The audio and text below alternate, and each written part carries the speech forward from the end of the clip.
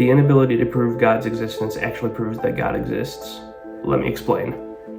Why believe in God? Reason number 3. So a lot of people will say that you can't prove that God exists. No way, no how, ain't happening, right? A lot of people say this because you can't see, hear, or feel God like you would a physical object or other things that we study through the fields of science or logical reasoning.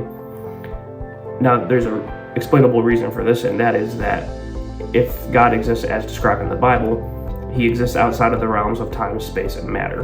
Now, all of our methods of discovering things exist within the realms of time, space, and matter, whether we're doing a scientific study or an experiment or we're just thinking something through in our heads. Not only are we, but all of our methods of discovering the world around us, all of us are limited to time, space, and matter.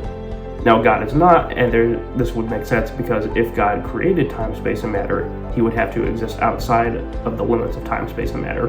Think of it this way. If you decided to build a house, you would have had to exist before the house was built, because obviously you created the house. In the same way, if God did in fact create all time, space, and matter, he would have had to exist before and independent of time, space, and matter. So that's the reason that we can't detect God with our own physical senses. If God were able to be detected by our own physical senses, then he wouldn't be God as described in the Bible.